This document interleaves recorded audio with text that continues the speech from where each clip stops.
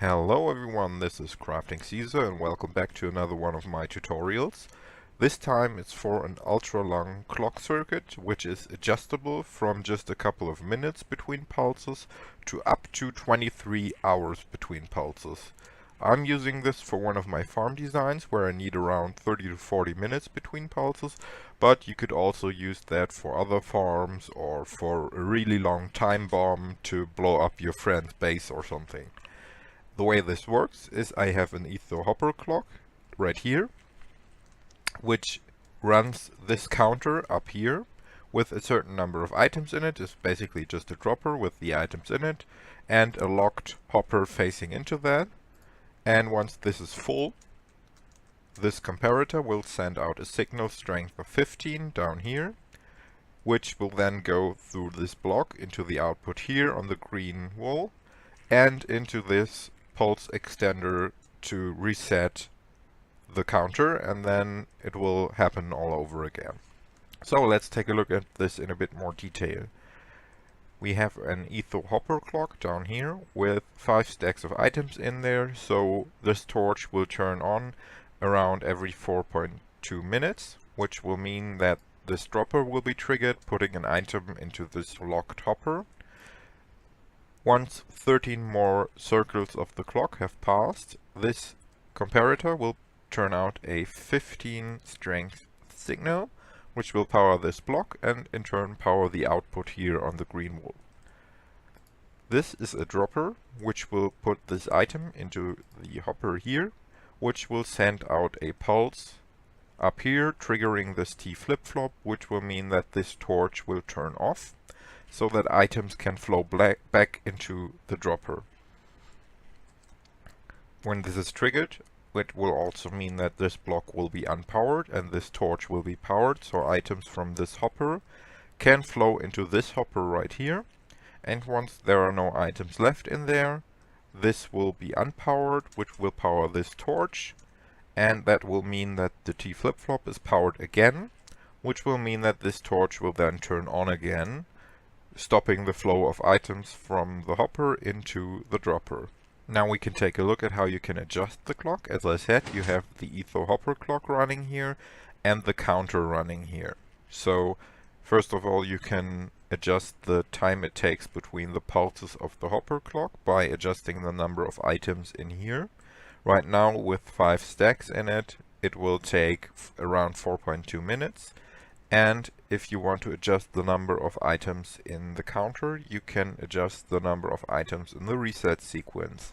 So if you want 16 turns of the clock, you'll have to put 15 items, always -1, into this hopper here, which will mean when the reset sequence runs, this torch will stay off long enough to put 16 items from the hopper back into the dropper.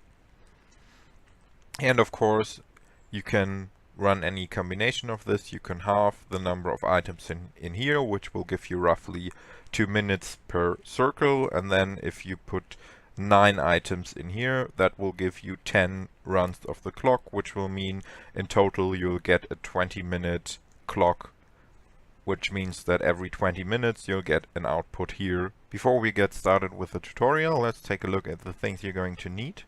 First of all, you're going to need a few redstone supplies and a few hoppers, droppers, sticky pistons and a chest, and of course a few building blocks, roughly a stack. And what you don't have to forget, that you need around 11 stacks of items for the clock, the reset sequence, the counter and so on. So to start out building, we'll start with our hopper clock, 1 block above the floor, and then we'll put down a 2 by 1, 2, 3, 4, 5, 6 platform for the hopper clock, which will build like this. We're going to need a sticky piston facing that way and a sticky piston facing that way, with a block of redstone in the middle and a redstone dust behind each of the pistons, with a block in the other corners. And then we're going to run our comparators into these blocks, and then we need 2 hoppers facing into each other like this, and then we can put in our set of items. I'll use 5 stacks in total. like this. So this is the beginning, the hopper clock. Now we'll continue with the counter. For that we'll put a torch on this block with a block on top and a dropper facing like this with a hopper facing into it. Under this hopper we'll place a block and go out 1, 2, 3, 4, 5, 6 blocks. 2 blocks in that direction, and then we start going down like this all the way to the ground. Go back like this and go out 2 more blocks and 1 block in this direction, and then we put down our redstone comparator and run a line of redstone all the way down like this. The next step is the reset sequence, so we'll put down a 2x4 area down here, and we'll start by placing a dropper facing in this direction with a hopper facing into that, and our output for the clock will be right here. I'll just use a redstone lamp to show that, and then we place a redstone comparator and a redstone repeater running into a block with a torch on the side, and then we'll run a redstone comparator like this and a redstone repeater like this with 2 hoppers facing into each other on this side. The next step is to put the items in, so we'll need 1 item in this dropper and then as many items as we want the turns of the counter, -1, so we'll just use 15 like I showed you before.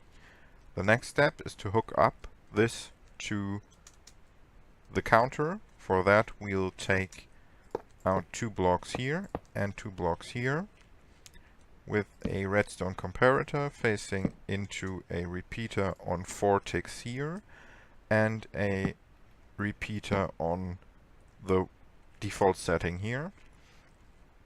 Here we'll go up 1 block with a torch on top and a block on top, and here we'll go also 1 block up and go up all the way up on this block and put down redstone dust on top of it. The line we put down here will then go into a T flip-flop around the corners, so we put down a redstone repeater like this, and for the T flip-flop we'll put a dropper facing upwards and a dropper facing away from that with a hopper down here and a chest on top, and we'll put 1 item into the bottom dropper. So now when this is triggered, the item will be put up here, toggling the output state, which will go here with a redstone comparator, and when it's toggled again it will go down into this bottom dropper again. So now the redstone comparator will run into a block, which will then run from a redstone repeater into another block with a torch on the side. Now this hopper is locked, which will mean that we can now put in all of the items we need.